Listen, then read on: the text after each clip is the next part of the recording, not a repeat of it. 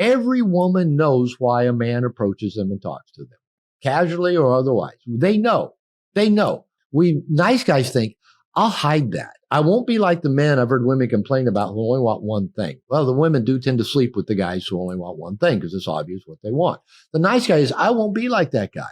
I'll hide my sexual agenda. And the nice guy thinks, there's a dichotomy again, the paradox, the irony, that if I hide my sexual agenda from a woman, she'll want to get naked with me.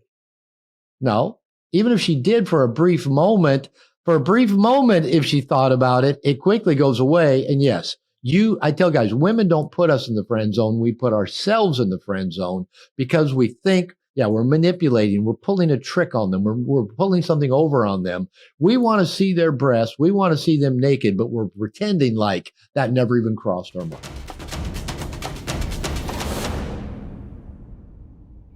If you had to pick 5 questions that someone could ask themselves in order to determine whether or not they're a nice guy or gal, what would they be? 5 questions. That's a good one. Maybe one, do I try to look happy and smile all the time so people will like me? Do I hide my needs and wants from other people? And maybe closely related to that, do I make it difficult for people to give to me? Do I give to get? Do I do these for other people so they'll do back or appreciate me? Maybe go back. Do I have a lie coach in my head that's constantly coaching me up on how to, what spin to put on everything? Do I hide anything from people? And do I fail to live up to my full potential? Do I leave too much on the table? Do I not venture out? Do I never get out of my comfort zone because I'm afraid of risk? So I don't know how many questions that was, but that's a good start. And that's good enough. This giving thing, I think I have a problem with that too. My love language for showing love is gifts and services, so giving. And my love language for receiving love is time. So I'm a perfect candidate for male escorts. No. But this thing with giving, I want to go back to what I said before. It's not like I'm having a monologue here with myself, but I just remember I want to come to a conclusion to something that I started. When you give to someone without accepting gifts in return, you're robbing them of happiness. Because if the ultimate happiness is giving to someone, if that's like the ultimate fulfillment, and those who have a lot of money sure do know that there's nothing like giving money to someone who really needs it. That's the ultimate fulfillment that you can possibly have. But, you're robbing them of happiness. Each time I don't allow someone to do something for me, I am depriving them from meaning and the sense of fulfillment. I'm robbing them blind, actually, without realizing. So yeah, well, let me speak about that happiness thing. So I discovered that same thing around the time I discovered I wasn't very honest. I really started paying attention that I wasn't a very good receiver either. I was giving to everybody else, and that's my love language is acts of service and maybe gifts. Let me do this for you. Let me do this for you. And I think my how I feel love is to be appreciated. For people to go, to value me, to return in terms of affection, perhaps. And so I actually went on a 1-year moratorium where I had to stop giving anybody anything. I was working with a therapist. My then wife knew about it. So, if I was in the mall and I thought, oh, my wife would like that. Oh, I could get that. I had to stop. I couldn't get them anything. And then I had to do something for myself. Not necessarily buy myself something, but do something for me.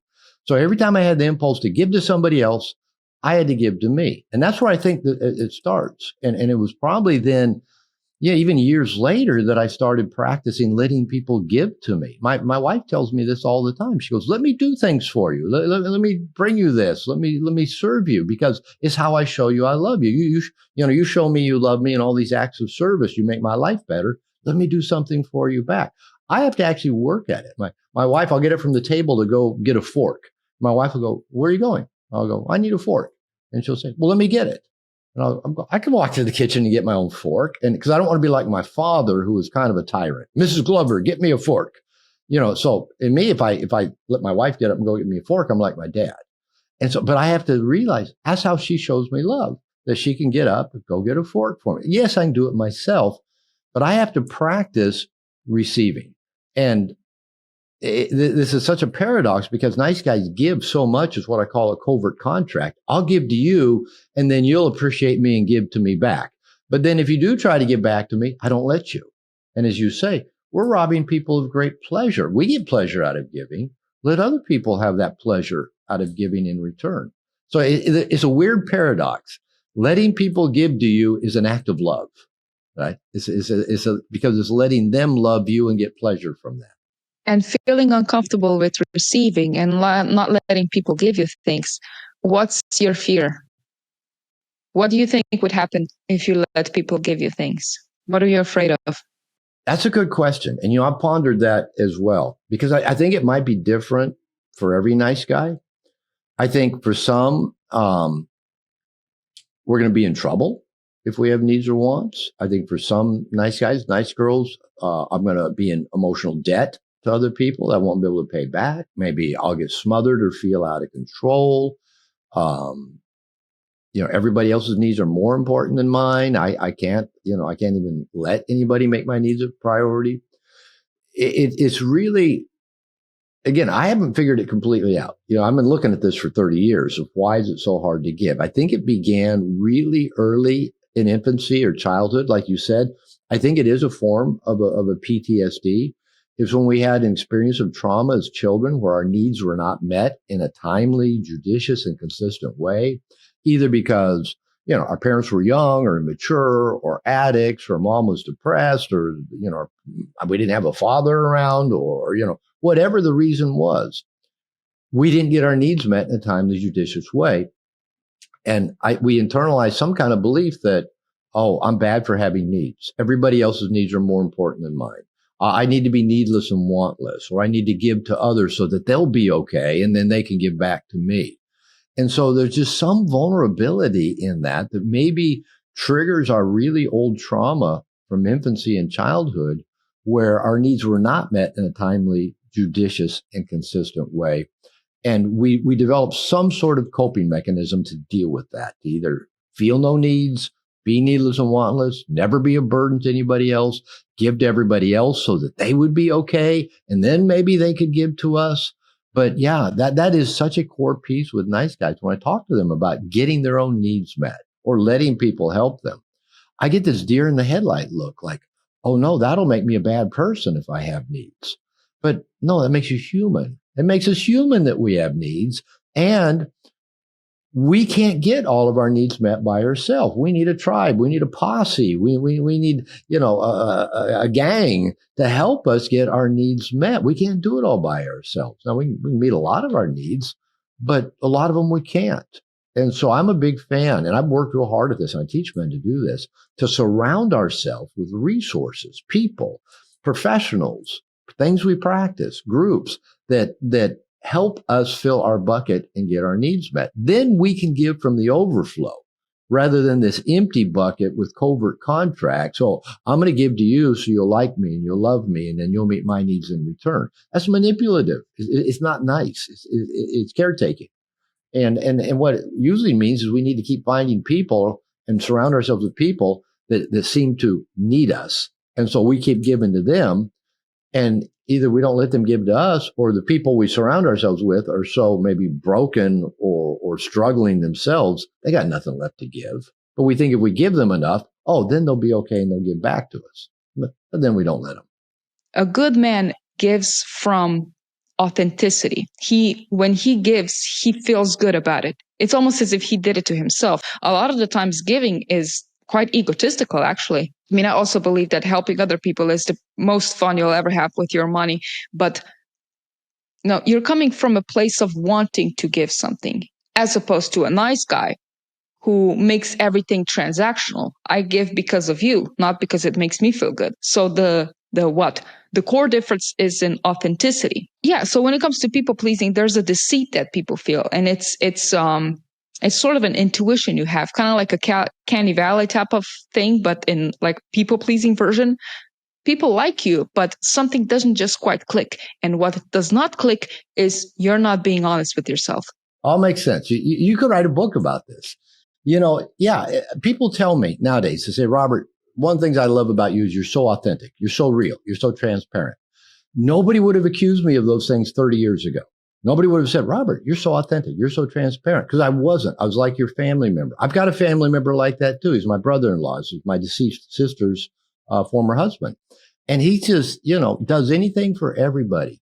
But my wife and I will talk about him. You never know what he really wants. You never know what's really real. You find out after the fact something that he could have shared, but he kept to himself. And it's like, so, you want to like him and he is likable, but like, you can't trust him. And because you don't ever really know what's real, what he's feeling, what he's thinking, what he really wants, because he won't just come out and tell you. And it's usually the simplest stuff that he keeps to himself. If I'm unhealthy and I get together with someone who's healthy, it's just not going to work.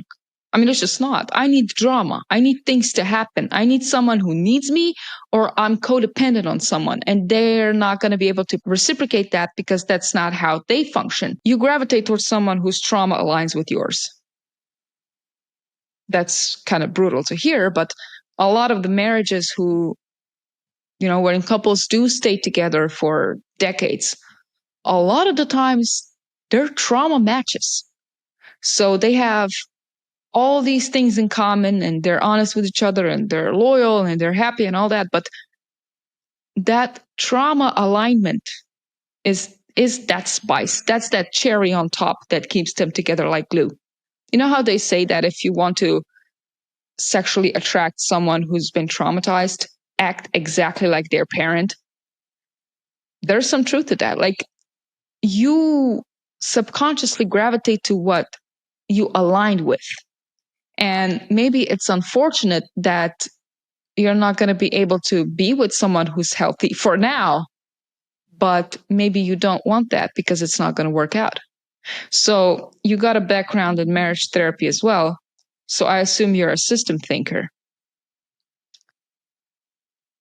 Do couples have an unconsciously created system that works for both of them? You know what I mean? Yeah. I mean, you know this shit. So yeah, I got my first degree in marriage therapy 40 years ago. So I've worked with couples and relationships for a long time. And I bumbled my way through every relationship I've had because of my unconscious need to fulfill in relationship. I heard a quote years ago. I read it. Maybe it was Pia Melody or somebody talking about codependency. And she said, we tend to be attracted to people who have some of the worst traits of both of our parents. And that sounds scary. Yeah. Woo. It's scary, right? And so it's funny. So like, if you and I got into a relationship with each other, it would probably be because at some unconscious level, I resembled your dad and your mother in maybe the worst ways. And you resembled my father and my mother in the worst ways. Now, it's not all that, but it's a very unconscious drive. And there's a logic to it. Yeah, I am a systems trained marriage therapist. So I was trained to look at the system of a relationship, not who's causing what problem.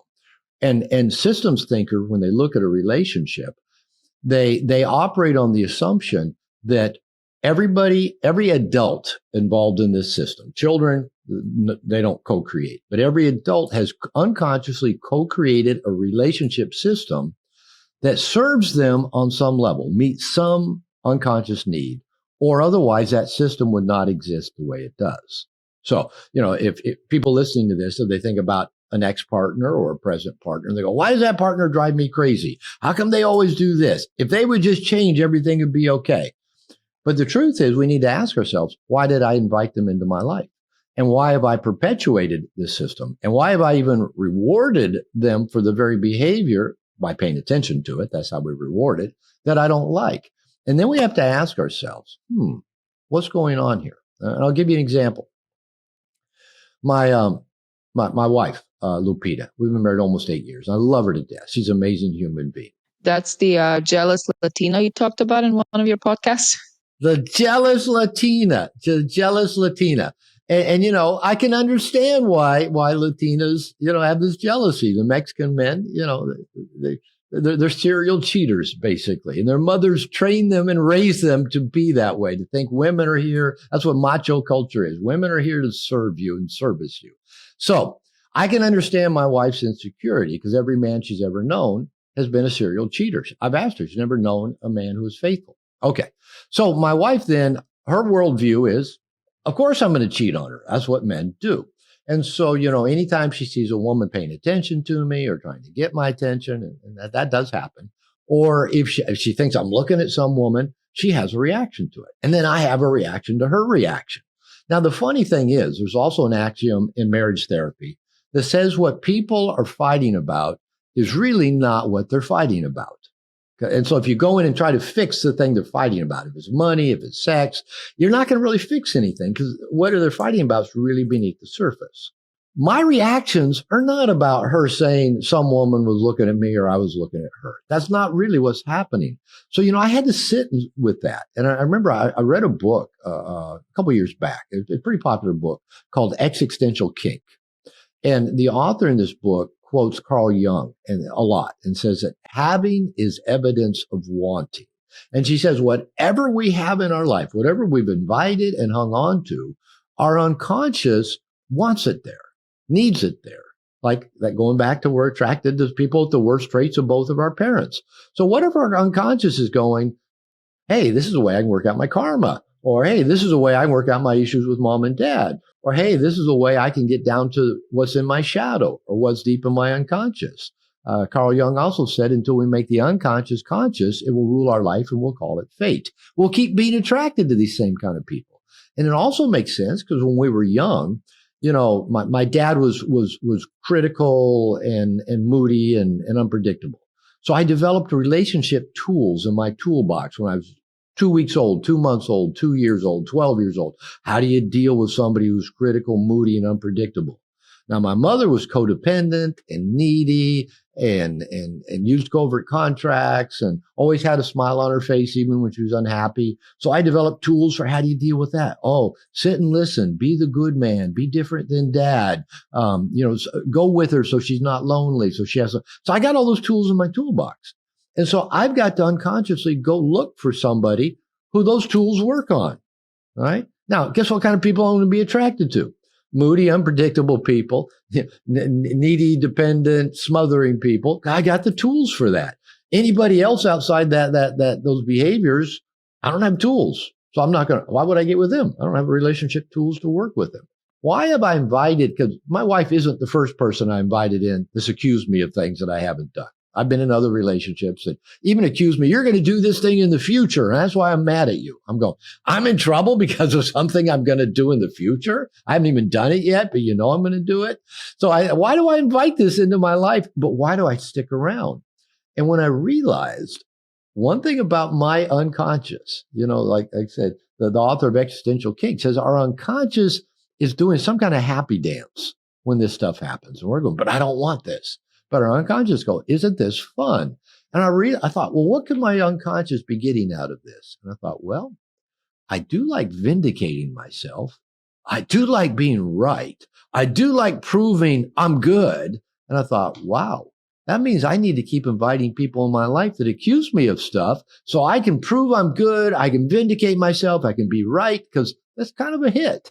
The beauty of systems thinking is if we can look at any situation that we are in, and instead of blaming it on somebody else or the other person, or if they would just be different, or if they would just stop doing that, or if they would start, we can ask ourselves, what is this situation telling me about me? Now, that's a window into our past, into our unconscious, into our shadow, into whatever's pushed way down there in emotional memory. Because whatever we're recreating, co-creating today with other people probably is because it fills really familiar roles for us. We use the familiar tools that are in our toolbox, and we just keep repeating that over and over again, like Groundhog Day. People think that if they don't tell their partner something that they did or whatever problem they have, that their partner is not going to notice. There's no free lunch. Okay. If you have a partner who knows you and the partner usually knows you better than than you think they know you, they're going to notice something's bothering you. So it's either you tell them what it is or they come to a conclusion themselves. Now, the second one, you definitely don't want that because they're going to come to a conclusion that is now based on whatever trauma or complexities they have. You might as well tell them you are choosing the lesser of two evils when you say something, because I can maybe feel down and I tell my partner I'm feeling down because man, I got into an argument with a person, or I'm feeling down because I don't feel good about myself. I'm frustrated. Now they think just that. They think reality. If I keep it in, well, now the door is open. Now they have a variety of options available. Now he might think I'm cheating. So yeah, there's no free lunch. I mean, you have to communicate in a relationship. I think there's no way around that. I think authenticity, if you don't have authenticity in a relationship, you don't have a relationship. And even when it comes to lying in a relationship, if you lie about yourself, even in dating, you are creating an avatar. And then that avatar is going to have a relationship with that person that you're trying to attract, not you, because they don't know you. They just know what you've presented. If you think about it, when any situation, it might be a partner, might be a family member, might be a coworker, might be a best friend, when they trigger us into our childhood trauma, into our childhood memory, we are now back basically being a child again. We're not an adult. Where's the adult grown up here in our consciousness that can say, oh, I'm triggered. This must be old because it's out of proportion to the current event. But it seems completely, because I've been telling people for years, whenever our reaction in the present moment seems out of proportion to what's happening in the present moment, it's old. It's memory being brought into the present. But when we're in memory, we don't know it. It's hard to see it. It's like we're inside the machine being spun by the machine. We need to step outside the machine and watch it spin. Now, we can learn to do that. It takes practice. You're going to marry the wrong person. That's okay. That's a good thing. Because, we all think, well, I just haven't found the right person yet. No, every person we find, going back to that quote, we're going to be attracted to people who have some of the worst traits of both of our parents. Every person we find is perfect for us because they're going to help us work out all of this old stuff if we'll pay attention that that's what is happening here. So again, been working with men and women both for about 40 years, with men particularly for about the last 20 years. And I tell men all the time, whatever your male brain thinks a woman's going to do for you is wrong. And I tell women, whatever your female brain thinks a man's going to do for you is wrong. What we will do for each other is cause each other to suffer. And in that suffering, we can go, what story is behind this suffering? As I get more and more visible, you've seen, I do a lot of interviews, and the more visible you get out here in today's world on the internet and social media and YouTube, the more you're getting attacked. And I used to have anxiety about that. I've been attacked by Lupita, my wife, Maria Guadalupe Escobar Fermin. I've been attacked by the best of them, and I've survived it. Nobody can hurt me out there on social media. Nobody can hurt me on the internet. I've been trained by the best. Well, you can always tell yourself, I've been talked worst about by better. Like I was saying early in the conversation, when I started that practice of just telling people, hey, I was going to lie to you. Here's the lie I was going to tell you. I'd give them the whole detail of the lie and why I was going to tell them the lie. I was saying, here's the truth. And usually they go, okay, thank you for telling me. And in my experience, I can't remember the last time anybody got mad at me for telling them the truth. Even if the truth was, hey, I fucked that up. I could have done better. I made a mistake. People, usually if you just say I made a mistake, I fucked it up, I forgot, most people go, oh, okay. Thanks for telling me. But they know when we're lying. They know if we're constructing something. They can, our body language, how, unfortunately, I got to be a pretty good liar in my past. And, I could pretty much talk most people in or out of anything. And that's actually a skill set I'm not real proud of. That, it was kind of a superpower to tell lies when I thought I was a basically nice person. Well, there's also a level of magical thinking when it comes to lying to your potential mates in this case, because you mean to tell me you are so grandiose that you think that because of your lying and fabrications, things are going to turn out better than they would otherwise. You see, dating is like a match of tennis, right? You throw the ball in their court by expressing interest, and now the ball is in their court. There's nothing else for you to do. And make no mistakes, you got people jumping through that hoop and play for both of them until they realize that their co-player is long gone. But, as it relates to modern dating, we seem to try to erase all the differences between genders, which sucked the living fun out of dating because that's what made dating fun, right? What do you think is the biggest pitfall of modern dating coaching for men specifically? Because I think that they forget to tell men to be themselves. Men get a lot of advice on what not to be. So don't be a pushover. Don't be a beta male. And it's almost a reverse from the dating advice for women, which is also detrimental, which is the Oedipal advice. That's the advice of you are okay. Everything you do is great. You see, you're perfect. There is nothing that you need to change about yourself. The most of the advice out there for men is being taught by basically predators. Oh, give me your money. I'm going to play off your fantasies and illusion that if you just do this trick, you can get the hottest women to, give you numbers and get naked with you, blah, blah, blah, blah, blah. And it just turns men into what I call geeks with techniques. Oh, okay, I'll do this NLP, this magic trick, this poll question. The woman goes, I've already heard that poll question 3 times tonight.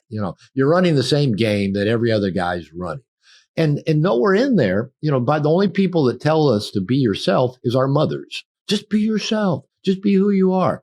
And guys will come to me and say, well, apparently being myself isn't working because, women don't seem to be just knocking my door down or, beating the bushes to get to be with me. And I'll ask guys, when was the last time you let anybody see the real you? When was the last time you let you see the real you? Do you let you see how much time you waste surfing for porn, jerking off, doom scrolling on Instagram, doom swiping on Tinder, wasting time hours of a day on YouTube watching shit that doesn't matter? Do you let people see your fears, your anxieties, your insecurities? Do you let people see the real you? Do you ever see the real you? And nobody does. Most of these men that are insecure and can't talk to a woman and can't get a date, a lot of it is we've just never been taught the skills of how to do it because we're not born knowing how. But a lot of it is that most men walking around out there hide themselves from themselves and everybody else. That's the work that I began 30 years ago on me.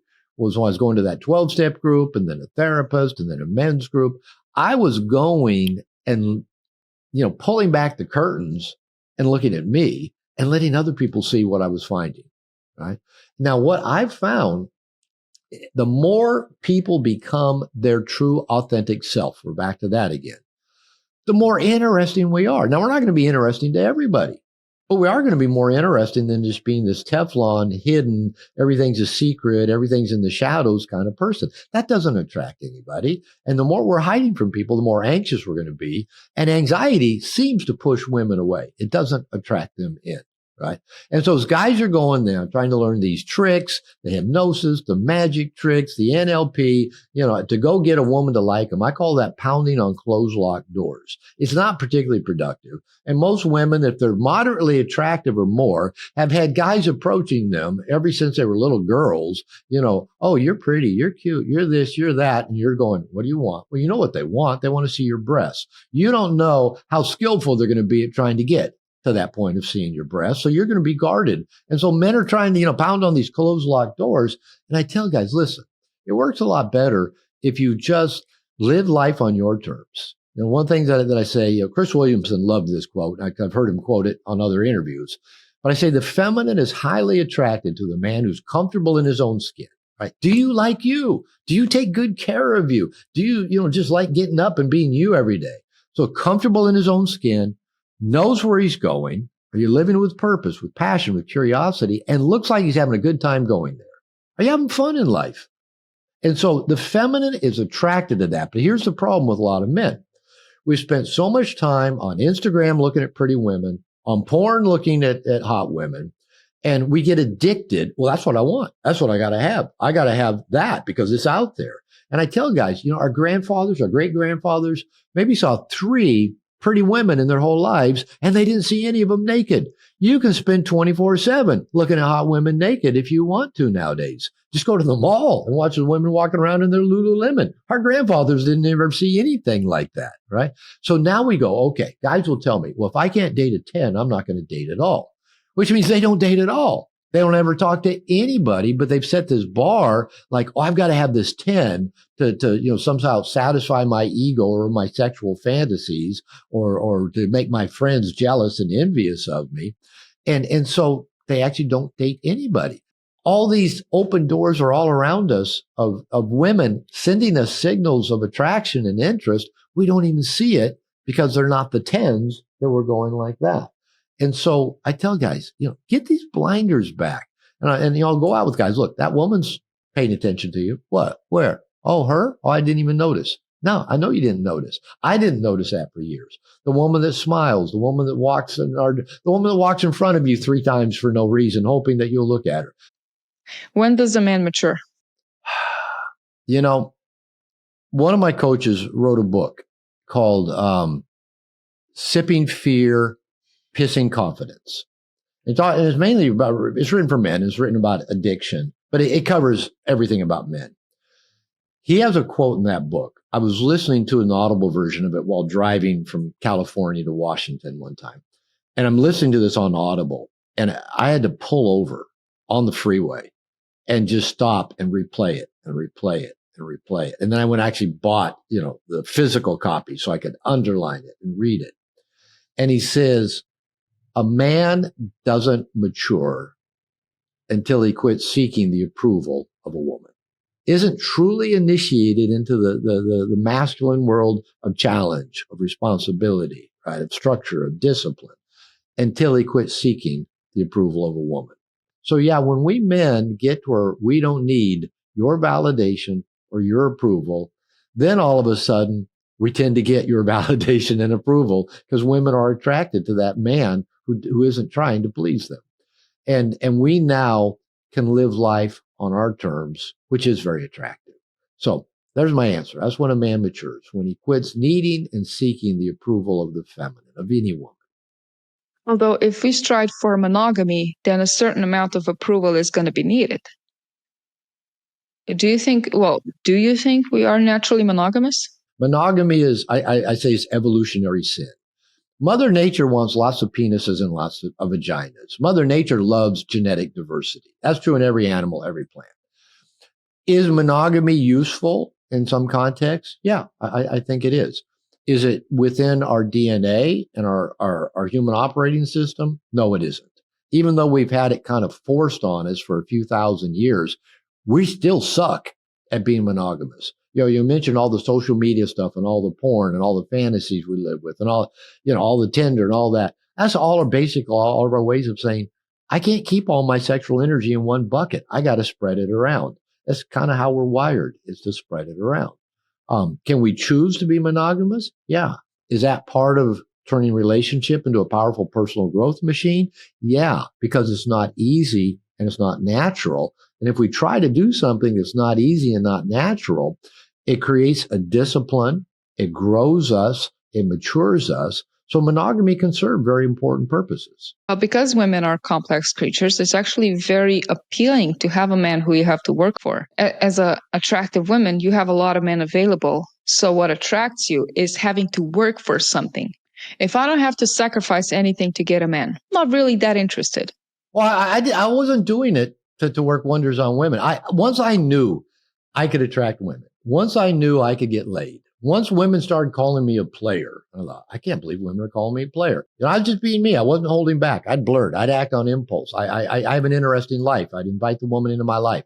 I'm an affectionate guy. I'd take their hand and lead them. I'd lean in. I'd be playful. I'd kiss them when I felt like kissing them. And so the women were feeling all that energy. Like it's up, right? The Kundalini's up. Showing up and being you, living this purposeful life, not being too available to the woman, not giving her everything she wants, not seeking her approval, not needing her approval, makes you really attractive to women.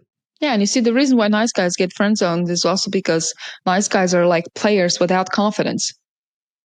If a player approaches you at a bar and he says, hey, you want to get back to my place? At least you know what the fuck he wants. With the nice guy, it's kind of like he says the same thing, but he whispers. And you have these riddles and puzzles that you have to put together. So yeah, it's a shy version of player, basically, which is even worse than a player because you don't know what the fuck is going on. So what gets you friend zoned is not you being a good man. What gets you friend zoned is deceit. Every woman knows why a man approaches them and talks to them, casually or otherwise. They know. We nice guys think, I'll hide that. I won't be like the men I've heard women complain about who only want one thing. Well, the women do tend to sleep with the guys who only want one thing because it's obvious what they want. The nice guy is, I won't be like that guy. I'll hide my sexual agenda. And the nice guy thinks, there's a dichotomy again, the paradox, the irony, that if I hide my sexual agenda from a woman, she'll want to get naked with me. No, even if she did for a brief moment, if she thought about it, it quickly goes away. And yes, I tell guys, women don't put us in the friend zone. We put ourselves in the friend zone because we think, yeah, we're manipulating. We're pulling a trick on them. We're pulling something over on them.